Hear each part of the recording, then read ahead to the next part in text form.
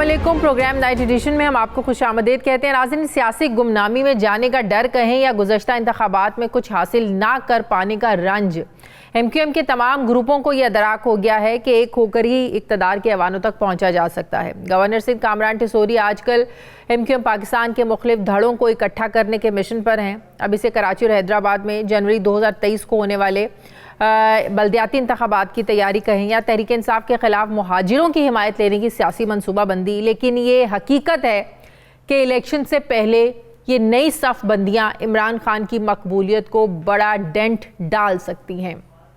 नाजरीन, गवर्नर सिंध की हालिया कोशिशों से मुस्तफ़ा कमाल और फारूक सत्तार एक पेज पर आ चुके हैं। ज़रा ये बता रहे हैं कि पार्टी का नाम, परचम और इंतखाबी निशान समेत कुछ मसाइल हैं जिन पर मुशावरत का सिलसिला जारी है। क़यादत पर सबका इत्तफाक हो चुका है, बस इत्तेहाद का बाकायदा ऐलान होना बाकी है। MQM पाकिस्तान के डिप्टी कन्वीनर वसीम अख्तर ने तो ये भी वाज़ेह कर दिया है कि कोई माने या ना माने, MQM के सरबराह डॉक्टर खालिद मकबूल सिद्दीकी ही होंगे। जिसको आना है वो उन्हीं की सरबराही में ही आएगा। MQM के इस इत्तेहाद को कराची से तहरीक इंसाफ माइनस फार्मूले से जोड़ा जा रहा है। फवाद चौधरी ने तो इत्तेहाद को गुंडों का इकट्ठ कहते हुए तहरीक इंसाफ का रास्ता रोकने की प्लानिंग करार दिया है। क्या फवाद चौधरी ये भूल गए हैं कि यही MQM PTI की इत्तेहादी भी रह चुकी है। MQM के 7 वोट लेकर इमरान खान वज़ीर आज़म बने थे। उधर MQM के रहनुमाओं ने भी अपनी तोपों का रुख PTI की तरफ कर दिया है। मुत्तहदा के मरकज़ी रहनुमा हैदर अब्बास रिजवी ने रद्द-ए-अमल देते हुए कहा है कि मुशर्रफ दौर में फवाद चौधरी ने सियासत में कदम रखा। काफ लीग की हुकूमत थी, MQM आपकी इत्तेहादी थी। तब आप पीपल्स पार्टी में आ गए, तब भी MQM इत्तेहादी थी। फिर आप PTI में आ गए, एक बार फिर MQM इत्तेहादी बनी। सारी उम्र गुजार दी आपने MQM के साथ। अल्लाह जाने आप तब गलत थे या आज आप गलत हैं।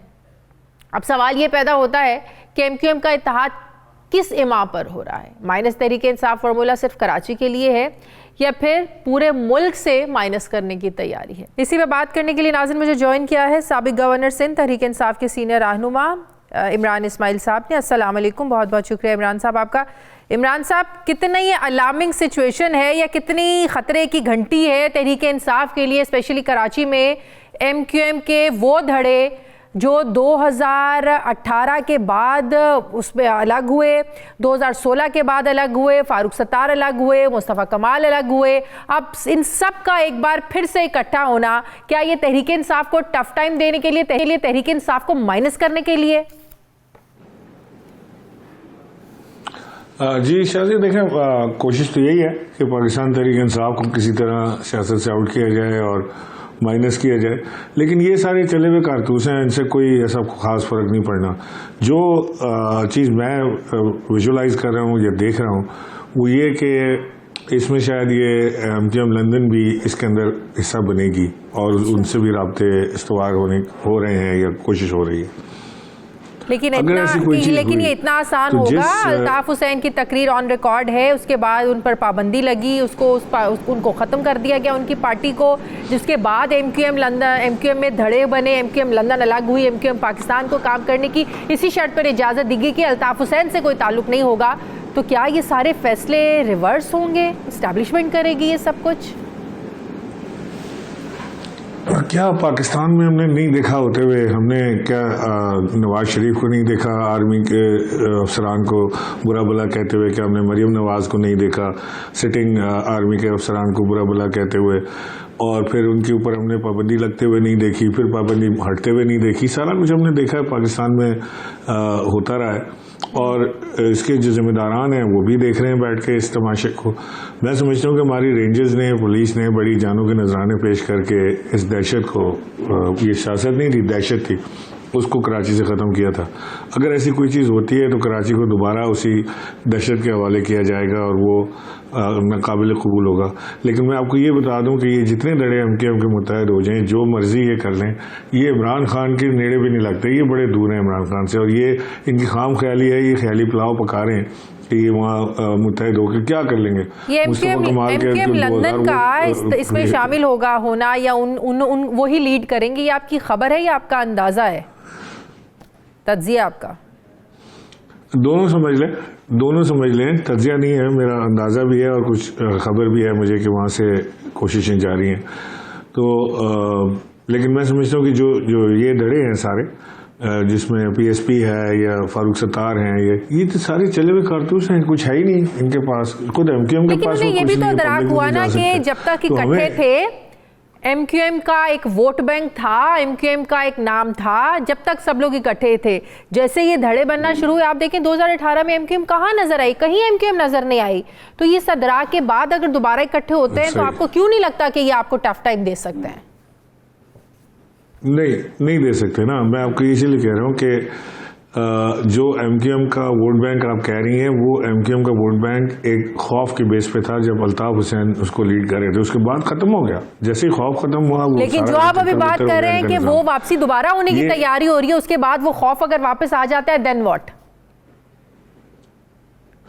फिर तो आप सियासत तो भूल जाए ना। फिर तो आप बस वही देखें कि जो खुदा ना खास्ता कराची में पहले होता रहा 25-30 साल, उसी तरफ हम वापस कराची को लेकर जाएंगे। जो खौफ, दहशत, बोरीबंद, लाशें, भत्ता, वो सारी चीज़ें जो हो रही थी, ये वहीं उसी तरफ चला जाएगा, अल्लाह ना करे। लेकिन अगर ऐसी कोई चीज़ होती है तो ये उस तरफ जाएगा। बाकी तो हम एमक्यूएम का तो कोई हमें इशू नहीं है सियासी तौर पर। वो हमारे साथ जहाँ मुकाबला करना चाहें, जब मुकाबला करना चाहें, जिधर मुकाबला करना चाहें, हम तैयार हैं। आए तो सही ना मैदान में, कोई इलेक्शन नहीं कराने दे रहे। यही एमक्यूएम जो बल्दियाती इंतखाबात की चैंपियन बन रही थी, वो पीपल्स पार्टी के साथ बैठ के अब करेंगे जी अभी इंतखाबात नहीं होने चाहिए, पहले हल्का बंदियां हो जानी चाहिए। उधर इस्लामाबाद में आप देखें तमाशा लगा पड़ा है। हाई कोर्ट ने कह दिया इंतखाबात कराओ और वो इंतखाबात से भाग रहे हैं। और कौन भाग रहा है? Election commission of Pakistan. वो हाई कोर्ट के ऑर्डर्स को भी डिनाई करके चले गए, ताले लगे हुए हैं पोलिंग स्टेशन के ऊपर। तो इन्होंने इलेक्शन में तो आना ही नहीं है। इलेक्शन में आज शाजिया इमरान खान के सामने कोई खड़ा नहीं हो सकता। पाकिस्तान में कोई सियासी ताकत ऐसी नहीं है जो इलेक्शन में इमरान खान को आज हरा सके। लेकिन 2 हफ्ते पहले खान साहब ने कहा कि मार्च अप्रैल में उन्होंने पेशगोई की कि ये हो सकते हैं मार्च अप्रैल में भी इलेक्शंस, लेकिन अब उन्हें मार्च अप्रैल में भी होते हुए नजर नहीं लग रहे। ये क्या कभी उनको होते लगता है कि हो रहे हैं, कभी लगता है नहीं हो रहे हैं? कहीं बातचीत चल रही है जो है ना वो बन नहीं पा रही बात, जिसकी वजह से खान साहब के अंदाजे भी गलत हो रहे हैं? फिर नहीं, बातचीत का नहीं है। हम तो अपने जो मूव्स थे उसके हिसाब से आपको बता देते हैं। जब आप कोई बात पूछते हैं टीवी वाले, तो जो हमारा मूव था पंजाब असम्बली को डिसॉल्व करने का, फिर केपी असम्बली को डिसॉल्व करने का, और पाकिस्तान की 67% सीटों के ऊपर दोबारा इंतखाबात नहीं हो सकते थे। इसीलिए हम सोच रहे थे कि ये मामला अर्ली इलेक्शंस पे चला जाएगा, और जब इलेक्शन हो जाएंगे तो फिर हम एक स्टेबल पाकिस्तान, स्टेबल इकानमी की तरफ हम बढ़ जाएंगे। बट अनफॉर्चुनेटली वो लैतुलाल का शिकार हुआ, वो नहीं हो सका, तो उसकी वजह से डेट्स आगे पीछे हो रही हैं। डेट्स तो प्रेडिक्टेड है। इमरान इस्माइल साहब, इसमें कोई शक नहीं है कि इस वक्त तहरीक इंसाफ जो है मकबूलियत की बुलंदी पर है, मकबूलियत है। कल इलेक्शंस होते हैं तो इसमें कोई शक नहीं है कि इमरान खान का वोट बैंक आज भी उतना ही स्ट्रांग है, बल्कि बड़ा है अप्रैल के बाद। लेकिन जो इंकशाफात हो रहे हैं, आपने वो जावेद चौधरी का कॉलम भी पढ़ा होगा जिसमें 2017 का जो एनआरओ दिया गया, जिस तरह उनको उनकी नाअहलियत तो होते हुए रोकी गई और बली का बकरा बनाया गया जहांगीर तरीन को। फिर ऑन चौधरी ने भी कल ये इस सब पर जो है ना वो मोहर सुप्त कर दिए कि बिल्कुल जावेद चौधरी ने जो बातें की बिल्कुल एज इट इज़ ऐसे ही हुआ। इमरान खान को बचाया गया, इमरान खान ने खुद अपने आप को बचाने के लिए जहांगीर तरीन की कुर्बानी दी। तो क्या ये सब बातें आपको नहीं लगता कि ये असरअंदाज होंगी आप लोगों की पॉलिटिक्स पर, इमरान खान के सियासी करियर पर? देखें, ये जो कहानियां हैं ना जो जावेद चौधरी सुनाते हैं अपने प्रोग्राम से पहले, उसी कहानी की तरह ये कहानी है, और इसके अलावा कुछ भी नहीं इसमें दम। अब ओन चौधरी की शहादत कितनी एक शहादत आप लेंगी उसको कि वो ओन चौधरी ने उस पर मोहर सब्त कर दी। Who is Aun Chaudhry in Pakistan politics? Imran Khan wheeling dealing करने वाला आदमी ही नहीं है। आप इमरान खान से ये बात कर ही नहीं सकते कि जी आप हम आपके लिए कर देते हैं। इमरान खान इस सारे मामले पर तरदीद करे ना कि मैं जनरल बाजवा से नहीं मिला, मैंने जनरल बाजवा से नहीं कहा कि मुझे बचाएं और जहांगीर तरीन को जो है ना उनको नाअहल कर दें। और जैसे ही मैं कहा इमरान खान की किस चीज पर सुने ना, इमरान खान की किस चीज पर डिस्क्वालिफिकेशन होने लगी थी जो जाके वो जनरल बाजवा से मिलके और उनसे कहते कि जी मुझे बचाएं, वो उसके बदले में जहांगीर तरीन का सर दे देते। नहीं, कुछ भी नहीं है। ये सारी ऐसी फजाई हवाई फायरिंग है, उसके अलावा कुछ भी नहीं। ये सनसनी फैलाने वाले जो है ना, जिसमें देख रहा था कि वो शाहजेब खानजादा ने भी प्रोग्राम किया ऐसी जावेद चौधरी के कॉलम को लेके, वो भी बहुत ही एक्साइटेड और बहुत ही हाइपर हुए थे। तो मुझे तो बड़ा अफसोस होता है देख के कि बगैर कोई तहकीक किए, बगैर कोई, अच्छा उसके बाद उनको साकिब निसार साहब ने फ़ोन भी कर लिया और उन्होंने फ़ोन करके साकिब निसार ने ये कहा कि जी आपने बिल्कुल गलत प्रोग्राम और गलत बयानी की है और ऐसी कोई चीज़ कभी हुई नहीं सिरे से। तो अब आप कहते हैं साकिब निसार भी झूठे हैं, इमरान खान भी झूठे हैं, बाकी यही सच्चे हैं सारे। इमरान खान साहब की तरफ से तो कोई तरदीद सामने नहीं आई कि मैं जनरल बाजवा से नहीं मिला, मैंने जनरल बाजवा से ऐसी कोई बात नहीं की, उन्होंने तो ऐसी कोई तरदीद नहीं की। तो सुने ना, तरदीद या हामी तो जनरल बाजवा की भी नहीं आई कोई। ये बेपर की जो वो सारी बातें जो जावेद चौधरी ने की है वो जनरल बाजवा से मुलाकात के बाद ही तो करी हैं। नहीं, मुलाकात के बाद से क्या होता है, मैं कह रहा हूँ जनरल बाजवा ने तो नहीं कहा कि ये बात हुई थी, ये तो जनरल बाजवा भी कह देना कि ये बात हुई थी तो इमरान खान तरदीद या उसकी जो जावेद चौधरी ने बातें की है, जनरल बाजवा ने ये भी नहीं कहा कि जावेद चौधरी गलत कह रहे हैं, जनरल बाजवा ने ये भी नहीं कहा ना, और कुछ भी नहीं बोले वो। ये तो रोज की कहानियां आ रही हैं, कभी कोई ऑडियो लीक्स आ रही है, कभी कौन सी लीक आ रही है, कभी क्या, ये इस तरह की स्टोरियां निकल के आ जाती हैं। ये सारी चीजें इस तरह ये पार्ट ऑफ गेम है और ये सिवाय मीडिया में सनसनी फैलाने के और कुछ भी नहीं है। Nothing is sticking on Imran Khan. ये जितनी मच लेकिन कर रहे हैं इमरान खान के ऊपर, कीचड़ उछाल रहे हैं, कोई उसके ऊपर लग नहीं रही है। ठीक है, कल रजा हारून साहब मेरे प्रोग्राम में थे, वो पीटीआई को बड़ा सपोर्ट कर रहे थे, खान साहब की बड़ी तारीफ कर रहे थे, पीटीआई की बड़ी तारीफ कर रहे थे। तो मैंने उनसे ये पूछा कि कोई राब्ता शाब्ता है, हो सकता है, तो वो हंस दिए और उन्होंने वाज़े इनकार भी नहीं किया। वो कहते कभी भी कुछ भी हो सकता है। तो क्या कोई राब्ते हैं रजा हारून साहब से कि वो पीटीआई में शामिल हो जाए? कि वो बड़ा वो एडमायर कर रहे थे आप लोगों के नज़रिए को, आपकी पॉपुलैरिटी को। रजा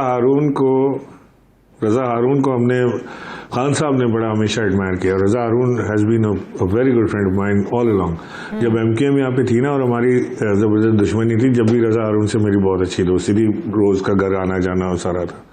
अभी भी रजा हारून मेरे साथ कॉन्टैक्ट में है और रजा हारून को मैं आपके टीवी चैनल के तवज्जुद से ही कह रहा हूँ कि रजा हारून को मैंने पेशकश की थी पाकिस्तान तहरीक इंसाफ ज्वाइन करने की। अच्छा। और मैं आज भी अपनी इस चीज़ पे स्टैंड करता हूँ कि जब भी रजा हारून चाहें हमारे दरवाजे उनके लिए खुले हुए। तो उनका जवाब उस वक्त ना में था, आपने कब पेशकश की थी? नहीं, ना में नहीं था कभी भी। रजा का जवाब कभी भी ना में नहीं था। बस वो कुछ अपने फैमिली इश्यूज की वजह से थोड़ा सा परेशान था कि वो लंदन नहीं छोड़ सकता था। उसके कोई इश्यूज थे, I don't want to discuss those issues on TV, वो उसके पर्सनल थे, वो उसकी वजह से लंदन नहीं छोड़ सकता था। मुमकिन है कि अब वो कोई इस बेहतर पोजीशन में हो कि वो लंदन छोड़ के पाकिस्तान आ सके। तो जब भी रजा हारून ओके करते हैं तो हमारे दरवाजे उसके लिए खुले हैं। बहुत बहुत शुक्रिया तहरीक इंसाफ के रहनुमा साबिर सिंध इमरान इस्माइल साहब मेरे साथ हैं, बहुत शुक्रिया आपका। मुझे ब्रेक लेनी है नाज़रीन, वापस आते हैं एक छोटे से वक्फे के बाद।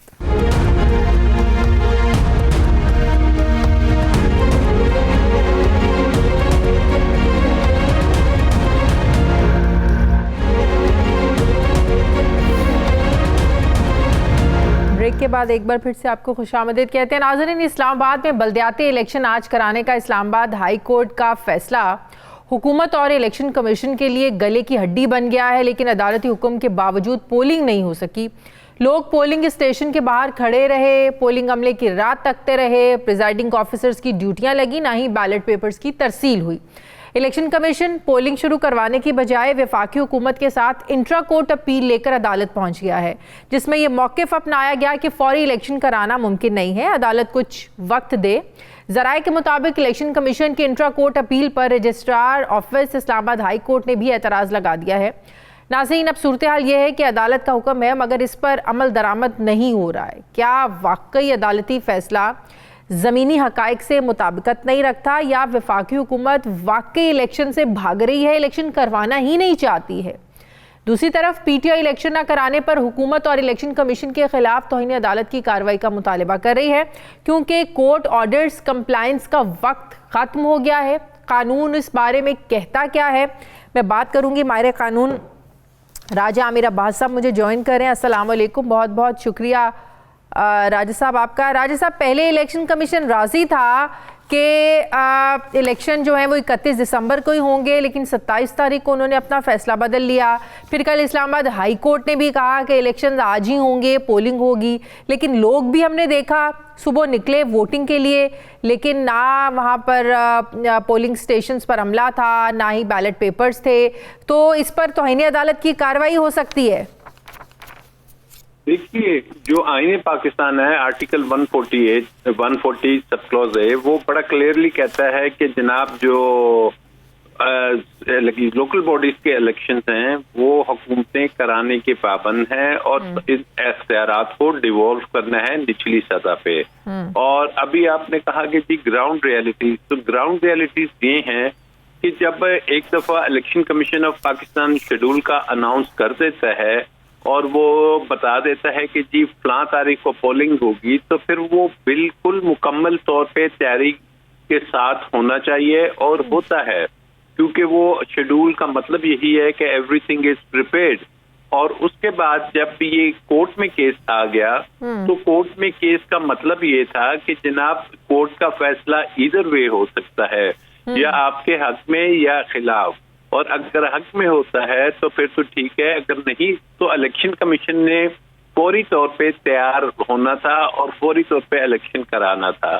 अब ऐसी सूरत हाल में अगर उनके इल्म में था कि जी डिसीजन कुछ भी आ सकता है, क्या उन्होंने हाई कोर्ट की डिसीजन को फॉर ग्रांटेड ले लिया था कि तैयारी नहीं की कि जनाब फैसला तो हमारे हक में ही आएगा, इलेक्शन लेकिन नहीं मुझे हो ये समझ नहीं आ रही ना कि 21 दिसंबर को जब इलेक्शन कमीशन ने वाजे किया था कि इंतखाबात शेड्यूल के मुताबिक 31 दिसंबर को ही होंगे, तो फिर ये एक हफ्ते के दौरान ऐसा क्या हुआ, ऐसा क्या दराक हुआ इलेक्शन कमीशन को तैयारियों के बारे में? जाहिर है तैयारी थी तो इलेक्शन कमीशन ने वाजे किया था ना कि जाहिर है 21 दिसंबर को अगर उन्होंने कहा था कि हाँ होंगे तो कुछ था तो उन्होंने कहा था ना। इसके पीछे फिर वजह क्या है ना इलेक्शन करवाने की? देखिए, वजह ये हुई कि हुकूमत ने जल्दबाजी में एक कानून पास कर दिया कि जो रूल्स ऑफ बिजनेस हैं असेंबली और सेनेट के, उसके भी मुताबिक नहीं था। और उस कानून साजी के तहत यूनियन काउंसिल की तादाद बढ़ाएगी इन्हीं दिनों में, और वो कानून अभी तक पास नहीं हुआ था, कानून नहीं बना था। क्योंकि जब असेंबली, नेशनल असेंबली और सेनेट से पास हो जाता है कोई कानून, तो सदर उसको जब तक असेंट नहीं देते, उस पर एग्री नहीं करते, वो कोई कानूनी शक्ल इख्तियार नहीं करता। और सदर के पास वो 31 तारीख आखिरी दिन था कि या तो उसको वापस भेज देते थे 10 दिनों के लिए या उस पे करते, तो वो तो कानून नहीं था। तो उस कानून का बहाना बनाते हुए इलेक्शन कमीशन, जो कि हुकूमत चाह रही थी पीडीएम की कि इलेक्शन ना हो, उसको सप्लीमेंट करते हुए इलेक्शन कमीशन ऑफ पाकिस्तान ने इलेक्शन नहीं कराए। अब ये सिचुएशन ऐसी सीरियस है कि जो कॉन्टेम्प्ट ऑफ कोर्ट के लॉज हैं और नंबर 2 जो एक रेफरेंस है against election commissioner of Pakistan, क्योंकि आईने Pakistan election commission of Pakistan को पाबंद करता है, आर्टिकल 225 में भी है, आर्टिकल 140 सब क्लॉज ए में लिखा हुआ है कि जी लोकल बॉडीज के इलेक्शन कराना इलेक्शन कमीशन ऑफ पाकिस्तान की जिम्मेदारी है। तो ऐसी सूरत में अगर वो अपनी जिम्मेदारी से कासिर हो गए हैं फुलफिल करने से, यही मैं आपसे पूछने वाली थी कि इलेक्शन कमीशन तो अपने अंदर एक जाहिर है अदालती इख्तियार हैं उनके पास, तो उनके ऊपर कंटेम्प्ट ऑफ कोर्ट लगा सकता है सुप्रीम कोर्ट, हाई कोर्ट? देखिए, कॉन्टेम्प्ट ऑफ कोर्ट मीन्स कि डिसओबेइंग, क्योंकि वो क्वासी जुडिशियल एक फोरम है, वो ऐसा फोरम नहीं है कि जिसको हम अदालत कह लें, क्योंकि अदालत का आपके इल्म में है कि ऑलरेडी फैसला आ चुका है जिसमें इन्होंने 62(1)(f) में सुप्रीम कोर्ट इस चीज को तय कर चुकी है कि जी ये कोई अदालती फोरम नहीं है कि ये किसी को डिस्क्वालीफाई कर सके। तो it's not a judicial forum. और उन्होंने अगर हाई कोर्ट की डायरेक्शंस होती हैं और डायरेक्शंस बड़ी क्लियर और वाज़ेह थी, सो है इसमें जो कॉन्टेम्प्ट है वो अगर तो इलेक्शन कमीशन कहता है कि फेडरल गवर्नमेंट कोऑपरेट नहीं कर रही थी क्योंकि इस्लामाबाद फेडरल गवर्नमेंट में आता है, तो फिर फेडरल गवर्नमेंट के खिलाफ भी और इलेक्शन कमीशन ऑफ पाकिस्तान के खिलाफ, इलेक्शन कमिश्नर के खिलाफ होगी कॉन्टेम्प्ट ऑफ कोर्ट। बिल्कुल, चीफ इलेक्शन कमिश्नर चूंकि उसके हेड हैं तो उनके खिलाफ, और नंबर 2 रेफरेंस भी इनके खिलाफ दाखिल हो सकता है कि इन्होंने अपनी आईनी जिम्मेदारियां पूरी नहीं की। और एक ये बड़ा सीरियस इशू इसलिए है, एक तरफ तो बल्दियाती इलेक्शंस अपनी जगह, क्या एक इतना बड़ा अदारा जो कि अदालत है, हाई कोर्ट है, उसका फैसला अगर एक सब ऑर्डिनेट जो अदारा है अगर वो नहीं मानता, तो इसका मतलब तो यही है कि फिर क्या कॉन्टेम्प्ट ऑफ कोर्ट लेकिन अगर इलेक्शन कमीशन ये कहता है कि जिस तरह आपने कहा कि फेडरल गवर्नमेंट ने हमारे साथ कोऑपरेट नहीं किया, तो फिर फेडरल गवर्नमेंट में किन लोगों पर जो है ना वो कॉन्टेम्प्ट ऑफ कोर्ट लग सकता है? फिर देखिए, फेडरल गवर्नमेंट में अगर तो वो कहते हैं कि जी हमें पुलिस मुहैया नहीं की जा रही या हमें ये चीजें मुहैया, दो ड्यूटीज हैं। एक तो है कि जी इलेक्शन अमला भी नहीं पहुंचा। हाँ। अब ये फेडरल गवर्नमेंट की ड्यूटी तो नहीं थी इलेक्शन अमले को पहुंचाना, और ये सब कुछ तो इलेक्शन कमीशन ऑफ पाकिस्तान का काम है। हाँ, फेडरल गवर्नमेंट से अगर इन्होंने सिक्योरिटी मांगी थी तो राना सनाउल्लाह साहब कल से कह रहे हैं, और वो ये नहीं कह रहे कि हम 2-4 दिन में सिक्योरिटी नहीं दे सकते या 1 दिन में नहीं दे सकते। वो तो कह रहे हैं अगले 4-5 माह तक बल्दियाती इंतखाबात हो ही नहीं सकते। तो जब हाईकोर्ट कह रहा है कि बल्दियाती इंतखाबात कराने हैं, एक फैसला आ गया है, तो राना साहब कैसे कह सकते हैं कि 4-5 माह नहीं हो सकते?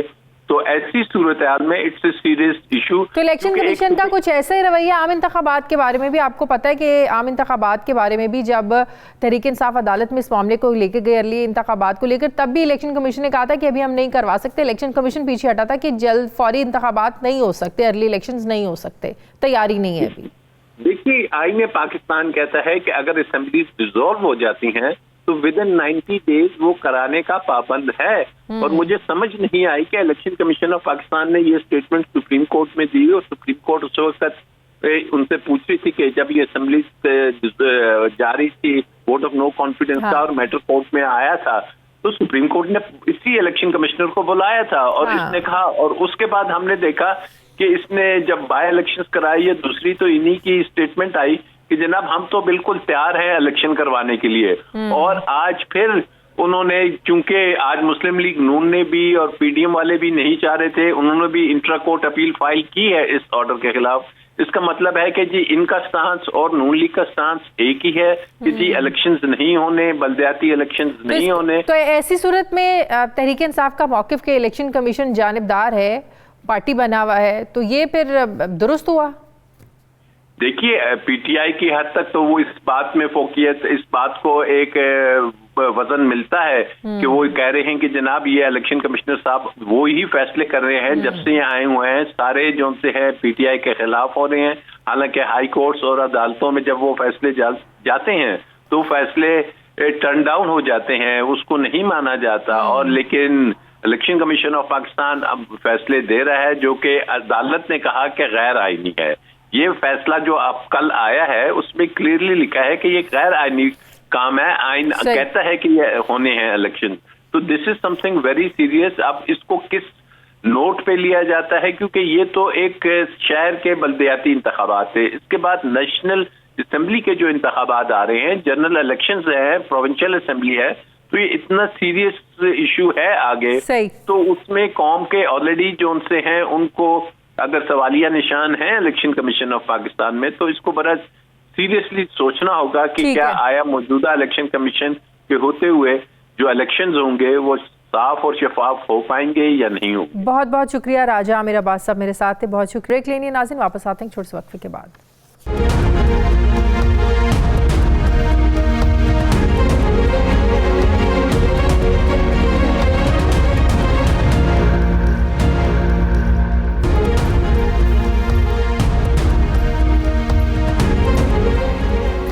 ब्रेक के बाद एक बार फिर से आपको खुशामदीद कहते हैं। नाज़रीन, ये ह्यूमन नेचर है कि इंसान आने वाले वक्त के बारे में जानना चाहता है, प्लानिंग के साथ अपने कल को अपने मुताबिक ढालना चाहता है।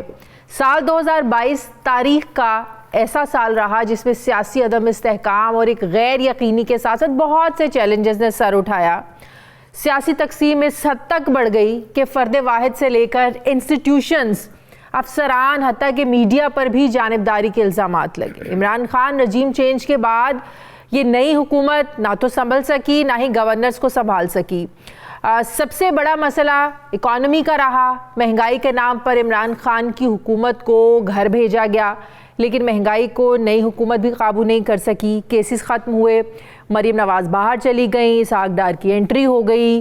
पाकिस्तान मुस्लिम लीग नवाज़ के कायद मियाँ नवाज शरीफ इस साल में तो आते आते रह गए 2022 में। जनरल बाजवा की कमान के आखिरी चंद महीने भी सियासी मदाखलत को लेकर बहुत ज़्यादा कॉन्ट्रोवर्शियल रहे, मतनाज़े रहे। और फिर मिलिट्री कमांड की तब्दीली भी इसी साल 2022 में हुई। कुदरती आफात ने भी साल को घेरे में लिए रखा।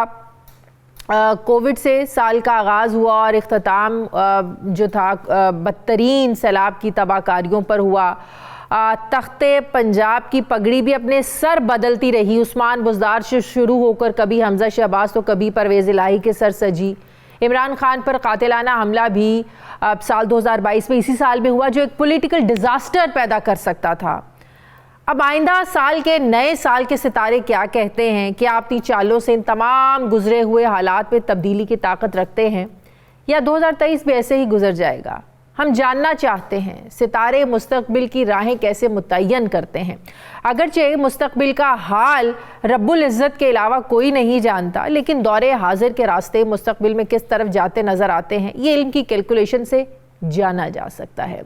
और हर साल की तरह इस साल भी 31 दिसंबर को हमने भी ये एक छोटी सी कोशिश की है कि आप लोग जो जानना चाहते हैं, जो हम लोग जानना चाहते हैं, वो भी हम भी ज़रा सितारों के ज़ोर पर जान सकें, जिस पर हमने कोशिश की अपने 2 मेहमानों को बुलाने के लिए। उनका बहुत शुक्रिया, वो हमारे हर साल कहने पर आ जाते हैं। सामिया खान किसी तारुफ के मोहताज नहीं, अजमल रहीम साहब किसी तारुफ के मोहताज नहीं, मारूफ एस्ट्रोलॉजिस्ट मेरे साथ लाहौर स्टूडियोज़ में मौजूद हैं। अस्सलाम वालेकुम। वालेकुम अस्सलाम। बहुत बहुत शुक्रिया, और ये रवायत बरकरार रखने के लिए बहुत शुक्रिया, और इंशाल्लाह ये बरकरार रहेगी जब तक जिंदगी है। आप मुझे हर साल 31 पे मेरा ये इनवाइट पक्का होता है आपके स्टूडियो में आना, और अल्लाह आपकी भी ये शान सलामत रखे और हम भी आते रहे आपके पास। बिल्कुल। ये भी आप बताएं कि मैं भी साथ ही होता हूँ आप दोनों का बहुत बहुत शुक्रिया। पिछले साल की सामिया ऐसी कौन सी प्रेडिक्शंस मैं जानना चाहती हूँ कि जो आपने की और वो सच साबित हुई, मैं चाहूँगी वो ज़रा आप बताएं। अच्छा जी, हम मैं पहले कहती थी कि 2022 रैपिड तब्दीलियों का साल है। हाँ। और आपने देखा इतनी रैपिड तब्दीलियां हमने कभी नहीं देखी, जिस तरह रैपिड फायर खेला जाता है। फिर मैंने कहा था ये जो है 2022 फुल ऑफ स्कैंडल्स बहुत आएंगे। हाँ। लेकिन मेरे वहमो गुमान में भी नहीं था कि इतने ऑडियो वीडियो लीक्स आएंगे। मुझे तो था कि और मैं लोगों से कहती थी स्टेटमेंट सोच समझ के दें, आपके स्टेटमेंट आपको कंट्रोवर्शियल ना कर दें। फिर मैंने कहा था 3 लोगों के लिए इस साल उनको बंद गली में लेके जाएगा, जिसमें इमरान खान साहब, उस्मान बुज़दार साहब, शेख रशीद साहब। मैंने कहा था मार्च के एंड में दूध का दूध पानी का पानी हो चुका होगा, यानी गवर्नमेंट की तब्दीली हो चुकी होगी। ये डिसाइसिव साल है कि इमरान खान साहब की गवर्नमेंट सर्वाइव नहीं करेगी मार्च से आगे। ऐसा हुआ। फिर मैंने कहा था कि जी ये सारी ऑन एयर है और आपका शो का रिकॉर्ड उठा के कोई भी देख सकता है। एक और मैंने कहा था शहबाज शरीफ साहब के नाम की आप गूंज सुनेंगे, तब मुझे मेरे फरिश्तों को नहीं पता था कि वो प्राइम मिनिस्टर बन जाएंगे। और जो है बाकी मुझे कुछ जो याद हैं वो मेन सी ये हैं, और बाकी आप अजमल साहब से क्या पेशेंट गोइयां सच साबित हुई। सामिया ने तो ऐसा चीज़ जो पिछला प्रोग्राम रास्ते में सुनता आ रहा था तो ऐसा चीज़ बता दी है, उसको मैं रिपीट ही करूँगा। अच्छा, तो आप सुन के आ रहे थे? हाँ जी, पिछले साल का प्रोग्राम मैंने देखा कि कितना परसेंट, तो हमारा 99% स्कोर है शादिया। ये अगर आपको अगर लगाते भी ना आप वहाँ पे उसके फ्लैशबैक भी। एनीहो, हमने कहा था कि जनवरी, फरवरी, मार्च ये एक दूसरे पे एलिगेशन लगेंगे। मार्च के एंड में बहुत वो जैसे सामिया ने कहा कि ये भी मैंने भी कहा था कि इनकी आपस में लड़ाई झगड़ा होगा। फिर ये बात डिसाइड हुआ था कि शहबाज शरीफ आते हुए नज़र आ रहे हैं। हालांकि हर तरफ हर एस्ट्रोलॉजर यही कह रहा था कि इमरान खान नहीं जाएंगे, पर चले गए। उसके बाद जो हुआ कि मैंने ये कहा था कि मई, जून, जुलाई, अगस्त ये हुकूमत के लिए टफ़ टाइम होगा, फिनेंशियली भी होगा। अब शहबाज शरीफ साहब के लिए हुकूमत कोई आसान नहीं थी, आते ही सर मंडाते ही ओले पड़े। और फिर एक प्रेडिक्शन मेरी जो सब चैनल पे अभी भी मौजूद है, मैंने कहा था कि मार्स राहु के नीचे आना, आर्मी और फ्लड की एक फोरकास्ट की थी, इसमें पाकिस्तान का बहुत नुकसान होगा, तो क्लाइमेटिक डिज़ास्टर आएगा। शातें हुई और उसके बाद वो शात होने के बाद जो फ्लड आया वो बड़ा बुरा था, जिसने पाकिस्तान को ना उठा के बिल्कुल बहुत पीछे धकेल दिया। और उसके बाद मैंने कहा था कि अक्टूबर के बाद थोड़े से हालात ठीक होंगे। चलें, इसमें तो अब आप दोनों को देते हैं हम 99 मार्क्स। पास हो गए पास हो गए, पास नहीं, फर्स्ट पोजीशन, A+ ग्रेड। अब चलते हैं ज़रा नया साल जो कल शुरू होने वाला है। जी जी, आप दोनों को नए साल की खुशियां मुबारक हों, आसानियां अल्लाह ताला पैदा करे सबके लिए, पूरी कौम के लिए, पूरी कौम के लिए। अच्छा, पहला मेरा सवाल, आम इंतखाबात वक्त पर या एक लंबा केयर टेकर सेटअप देख रहे हैं आप?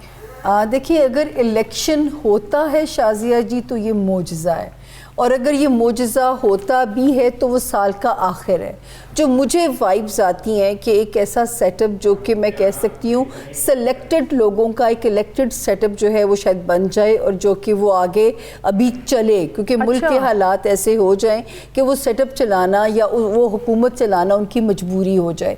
और क्योंकि इलेक्शन का साल, मुझे सच बात है कि मोजज़ा है कि अगर 2023 में होते हैं, और अगर ये मोजज़ा होता भी है तो वो साल का सेकेंड हाफ समहाउ फिर भी सपोर्ट करता है इलेक्शन के लिए जो है। तो खान साहब को इस जिद से तो ज़रा पीछे हटना पड़ेगा, क्योंकि मुझे ये जिद सितारों से पूरी होती हुई नज़र नहीं आती। तो हुकूमती इदारे क्या करेंगे जब आसमानी कौंसिल फेवर नहीं कर रही। अच्छा, इसका मतलब है कि नए साल में भी इलेक्शंस होते हुए उस तरह सितारे फेवर में नहीं है। आप भी ये समझते हैं? ये मैं आपको बता दूं कि दिसंबर हमारा जो साल शुरू होता है वो 22 दिसंबर से शुरू होता है, और 22 दिसंबर को एक दिन पहले मेजर चेंज जुपिटर की आई है, 9th हाउस में ट्राइन दे दी।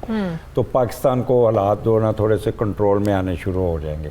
इस वक्त मार्स और मरकरी रेट्रोग्रेशन में, जिसकी वजह से फाइनेंशियल आपको बातें सुननी पड़ रही हैं और ये छोटे से दहशतगर्दी के वाक़यात चल रहे हैं, ये ख़त्म हो जाएंगे 20 जनवरी तक। 20 जनवरी तक सुकून आना शुरू हो जाएगा। मेजर सियारे की चेंज है 8 मार्च को, सैटर्न तब्दील होगा। अच्छा, और राहु उससे क्या तब्दीली आएगी? राहु पाकिस्तान के 7वें घर से निकल के, मैं बताता हूँ, 8वें घर में जाएगा, और राहु निकलेगा पाकिस्तान के 11वें घर से निकल के 12वें घर में जाएगा। तो ये 3 मेजर चेंजेस है पाकिस्तान में। पहले 6 महीने तो कंटिन्यूटी रहेगी, लेकिन मार्च में हुकूमत जो करंट गवर्नमेंट है ये, इनमें कोई तब्दीली होती हुई नज़र आती है। और मे भी कोई इंटरिम गवर्नमेंट, कोई टेक्नो गवर्नमेंट, ये पिछले साल भी कहा था कि अभी भी टेक्नोक्रेट गवर्नमेंट की बातें चल रही हैं। मैं पिछले साल मैंने प्रोग्राम में की थी बातें, वो चलेगी, वो तो लंबा होगा। जैसे सामिया ने कहा इलेक्शन अक्टूबर में हो के चांस बनेंगे, उस वक्त मार्स को स्केयर आ जानी है पाकिस्तान के 12वें घर को, सेट उसकी राहु की। तो इलेक्शन का एकदम सिनेरियो गायब हो जाएगा। क्या होगा, कोई ट्रिगर होगा माहौल, कोई क्लाइमेट का इफेक्ट, कोई बीमारी, फिर इलेक्शन का माहौल खत्म हो जाएगा। कोई छोटी सी जंग भी हो सकती है, क्योंकि 12वां घर मार्स को कोई इंट्रिग, अंदरूनी बैरूनी साजिशें और आर्मी पे प्रेशर आएगा, और फिर उस पे इमरजेंसी लगा के ये इलेक्शन चला जाएगा 2024 अक्टूबर में। अच्छा, 2024 में अक्टूबर में। ये भूल जाएं कि इलेक्शन नज़दीक में होना नज़र आता है। और ना पाकिस्तान इस वक्त, अगर ग्राउंड रियलिटी वैसे भी देखे तो पाकिस्तान अफोर्ड ही नहीं कर पा रहा, पैसे ही नहीं है। वेरी अलार्मिंग, और एक बड़ी खबर है आप लोगों की तरफ से। और एक बात जो मैं कहना चाहूँगी, जैसे हम लोग सुन रहे डिफ़ॉल्ट का ख़तरा है, दिवालिया है, जो है पाकिस्तान डिफ़ॉल्ट कर जाएगा। पाकिस्तान की जब न्यूमरोलॉजी करते हैं उसका नंबर भी 7 है, जैसे आपके चैनल का नंबर भी बड़ा स्पिरिचुअल नंबर है। और इसी तरह जो है जब हम न्यूमरोलॉजी कर, वो 2023 की न्यूमरोलॉजी करें तो भी 7 है। तो ये मोजज़ों का नंबर है। एक तो ये कि मैं ये नहीं कहूँगी बैरूनी मदद का साल है, मैं कहूँगी ये पाकिस्तान की रूहानी मदद का साल है। ये वो साल, डिसाइसिवली वो साल होगा जो कि 2024 और 25 पे वो पेश गोइयाँ जो नेमत शाह वली हज़रत साहब ने की हैं वो पूरी होती हैं कि पाकिस्तान एक मकाम हासिल कर चुका होगा। उसकी रीज़न क्या होगी? एक तो जैसे मैं इनकी तारीखों पे बता दूं कि ये जो इस वक्त क्योस है, म्यूज़िकल चेयर है, 3 तारीखों से क्योस आपके कंट्रोल में आ जाएगा। 20 जनवरी, 18 जनवरी, अच्छा, 8 मार्च एंड 21 मार्च। और 21 मार्च से एस्ट्रोलॉजी का 18 जनवरी, 8 मार्च, 21 मार्च से नया साल शुरू होता है। 4 इदारों को मेजर सपोर्ट मिलती है। मैं ये बरमला कह सकती हूँ ये फ़ौज का साल है। फ़ौज की साख को जो डेंट पहुंचाने की कोशिश की गई, ये उसकी रिकवरी का साल है। आपकी मजबूरी हो जाएगी पाकिस्तान के सर्वाइवल के लिए, और फ़ौज बहुत अहम होने जा रही है इस साल। मतलब एस्टेब्लिशमेंट आपकी सियासतदानों पर भारी रहेगी। अच्छा, सेकंड नंबर पे सियासतदान अपने अपने डोमेन में ये भी सीधे हो जाएंगे, क्योंकि इस वक्त सीधे होना इनकी मजबूरी बन जाएगा पाकिस्तान के सर्वाइवल के लिए। जो दूसरी 2 अच्छी बातें हैं, मरकरी और वेनस की जो पोजीशन इस साल बनने जा रही है, मीडिया को फ़रोग मिलेगा। अच्छा। इलेक्ट्रॉनिक मीडिया है, प्रिंट मीडिया है, आप लोग बड़े इंपॉर्टेंट हो जाएंगे तीसरे नंबर पे। जबरदस्त। चौथे नंबर पे जो पॉजिटिव भी हो जाएंगे और आर्ट से रिलेटेड जो इंडस्ट्री है, ड्रामा इंडस्ट्री होगी, फिल्म इंडस्ट्री होगी, ये बड़ी प्रोग्रेस करेगी। अच्छा। और जहाँ पे सर ने हवाला दिया जंग का, और जो मुझे क्यों लग रहा है कि खान साहब की तरह, खान साहब के बारे में एक बात पहले कह दूँ कि खान साहब का टाइम जो मैंने प्रेडिक्ट किया था कि 19 जनवरी 2022 से जो शुरू हुआ है खराबी की तरफ, ये सही कब होगा शाजिया जी, ये ख़त्म होगा जाके 17 जुलाई 2023 तक। अच्छा। टिल देन खान साहब की सियासत भी ख़तरे में है, खान साहब की अज़दवाजी ज़िंदगी भी ख़तरे में है, खान साहब को अपनी पार्टी को मुत्तहिद रखने के लिए अब इसमें मुझे बहुत मेहनत तीनों पे बारी सवाल आपसे करने जी। खान साहब दोबारा वज़ीर आज़म उनका दूसरी दफ़ा बनना उनके सितारों में है? इमीडिएटली तो मुझे नज़र नहीं आता। ठीक है, सच्ची बात है कि इमीडिएटली तो इस तरह का सेटअप बनाया जाएगा जो आपके मुल्क को बस पटरी पे डाल दे। ठीक है। और अज़दवाजी ज़िंदगी में बुशरा बीबी को लेकर अलहदगी की खबरें बड़ी चल रही। मई में होगी जी, मेरे हिसाब से तो वो आई थिंक खड़ाक हो चुका होगा, क्योंकि दोनों के सितारे इस वक्त जो है एक दूसरे से अलहदगी की इंडिकेशन दे रहे हैं, दोनं के सितारे के जो है। आपको भी लग रहा है पहले इमरान खान देखिए, इमरान खान साहब हैज प्लेड हिज इनिंग्स। वो जब होता है ना कि जो खिलाड़ी अपनी रिटायरमेंट का ऐलान करता है, जब आखिरी इनिंग्स खेलता है तो बैट को लाता है, वो आंखों में आंसू लेके बाहर जाता है, तो वो पवेलियन में वापस चले गए और दोबारा पवेलियन में आते नज़र नहीं आ रहे। प्राइम मिनिस्टर बिल्कुल नहीं आएंगे, वो पर्दा स्क्रीन से भी हट जाएंगे, एग्जाइल में चले जाएंगे, बाहर चले जाएंगे, मे भी कोई लीगल इश्यूज़ में फंसे रहेंगे। तो ये चीज़ें तो नज़र नहीं आती उनकी कि वो दोबारा वो इक़्तिदार में आते हैं। बस उनका वो इतना ही टर्नओवर था विद द स्पोर्ट, वो हो गया स्पोर्ट उनका। अब जैसे सामिया ने कहा, अप्रैल का महीना, वो ये 20 जो इन्होंने मार्च की डेट बताई है, उस वक्त रमज़ान का पहला रोज़ा होना है और जुपिटर की ट्राइन है सैंडेड को, और सन भी वहाँ पे होगा। तो पाकिस्तान रूहानी तौर पे जो कहते हैं ना, कोई ऐसी गैबी मदद आएगी, और उधर से पांचवा घर कहते हैं सडन गेन, जैसे कहते हैं ना एकदम कोई पैसे आ जाना, जैसे लॉटरी निकल आई, जैसे कोई जुए में आपका बहुत बड़ा लग गया, तो पाकिस्तान के पैसे भी आएंगे।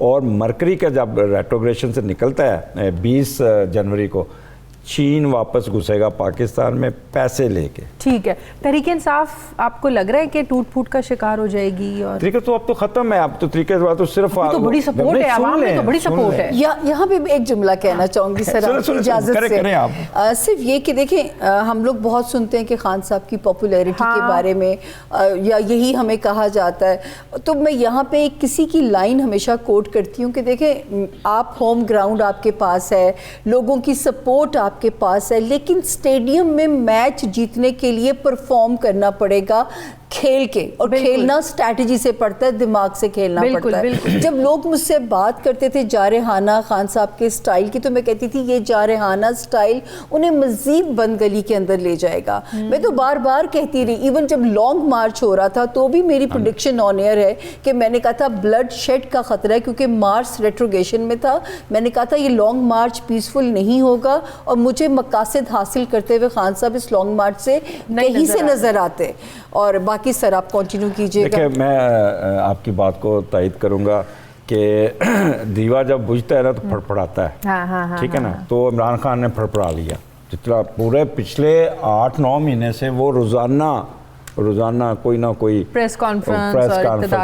अजमल साहब, मुझे तो लगता है वो इतने ब्लेस्ड हैं कि प्रोग्राम शुरू होता है, अव्वल इमरान खान साहब, खात्मा बिल इमरान खान साहब। प्रोग्राम्स नहीं, आप अपनी जिस तरह हमारे मजहब में हमें कहा गया है ना कि दुरूद शरीफ अव्वल आखिर पढ़ेंगे तो दुआ कबूल होगी, तो मुझे लगता है प्रोग्राम की रेटिंग भी अव्वल आखिर खान करेंगे तो वो जो आप कहते हैं ना रेटिंग, इस वक्त इमरान खान की रेटिंग चढ़ी हुई है। वही ना, इसमें तो कोई शक नहीं है। आप कल इंतखाबात करा रहे हैं, वोट पीटीआई को जाएगा, लेकिन सन सैटर्न साथ है, डिफेमनेस, स्कैंडल्स, लीगल इश्यूज, वो उनको एकदम कॉर्नर में ले जाएंगे। ये आप देखें ना, एक चीज़ हर चीज तो का ये तो एक कोशिश है ना, ऐसी एक वीडियोस चीज का ऑडियो एक सामने end होता लाकर है। इमरान खान की सियासत पर डेंट डालने की ये कोशिश है। उन्होंने भी कि किया। मेरिट पे तो नहीं है सब, ये चल- पाकिस्तान में चलता ही यही है। शाजिया जी, जब सितारे भी साथ ना दे रहे हो, मजबूरी तो ऊपर से भी तो आसमानी काउंसिल भी तो फेवर नहीं कर रही ना। पिछले प्रोग्राम में अगर सुने तो आपने कहा था कि क्या इनके केसेस खत्म हो गए, तो मैंने कहा तो केसेस है कौन से थे, वो तो केसेस खत्म हो गए। केसेस तो इनके जो हुकूमत में बैठे हैं पीडीएम, इनके सबके केसेस खत्म हो गए, ठीक है। खान साहब की इसके अलावा शादी भी कोई नजर आ रही है ज़ाहिर है अच्छा, लोगों को? सुन्नत नहीं नवंबर पूरी, में। सुन्नत नहीं पूरी करेंगे। चौथी शादी मुझे नजर नहीं आती।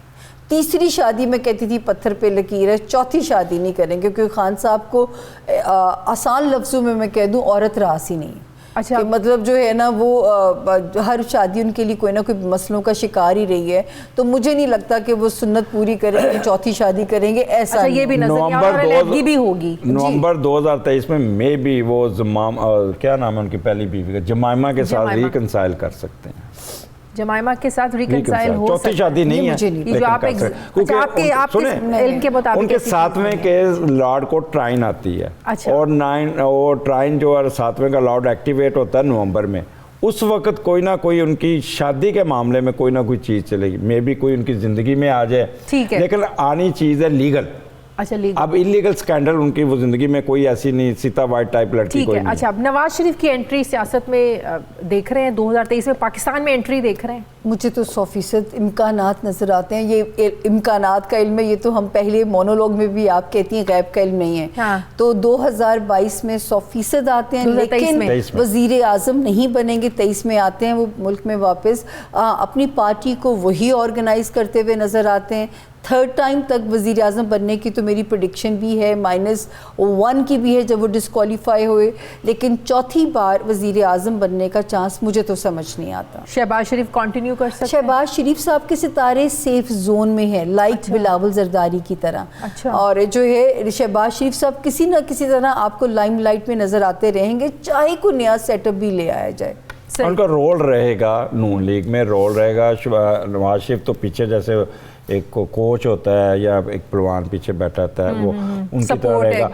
और संभालना उन्होंने ही आके है, एक चीज बता दूं, नवाज शरीफ ने। क्योंकि शहबाज शरीफ के बस का रोल अच्छा, नहीं है। मरियम नवाज का आपको क्या मरियम लग रहा है? नवाज का रोल वो क्योंकि होगा, जाहिर है नवाज शरीफ तो अपनी बेटी को वजीर आजम देखना चाहते हैं। वो बिल्कुल भी, देखें कोई जहाँ पे इनकार नवाज शरीफ होगा ना वहाँ पे मरियम होगा। मरियम का रोल बहुत होगा, बट प्राइम मिनिस्टर बनती नजर नहीं आ रही। नहीं, प्राइम मिनिस्टर बनती बिल्कुल, नजर इस नहीं साल वो तो सितारे फेवर नहीं कर रहे। अगर कोई बनेगा तो 25 कराची से कोई वाला बंदा साल, बनेगा। 25 वाला साल होगा जो कुछ Yes. सपोर्ट करेगा। अभी मरियम नवाज साहिबा को अब्बा की स्ट्रेंथ ही बनना पड़ेगा, बाजू बनना पड़ेगा। अभी हमें इतनी बड़ी इंपॉर्टेंट पोजीशन नजर नहीं आ अच्छा, पीपल्स पार्टी आजकल सोशल मीडिया पर अपने कैंपेन चला रही है, अगला वजीर आजम बिलावल भुट्टो, अगला वजीर आजम बिलावल भुट्टो। उसके बारे में सितारे क्या कहते हैं? देखिए, बिलावल साहब जब लॉन्ग मार्च लेके निकले थे तब भी हमें बुलाया गया और मैंने तब भी कहा था कि इनका सितारा अभी राइज भी कर रहा है और टेक ऑफ की पोजीशन में है। तो मुझे ये तब नहीं पता था कि ये माशाल्लाह वजीर खारजा जैसी इंपॉर्टेंट पोजीशन इन्हें मिल जाएगी।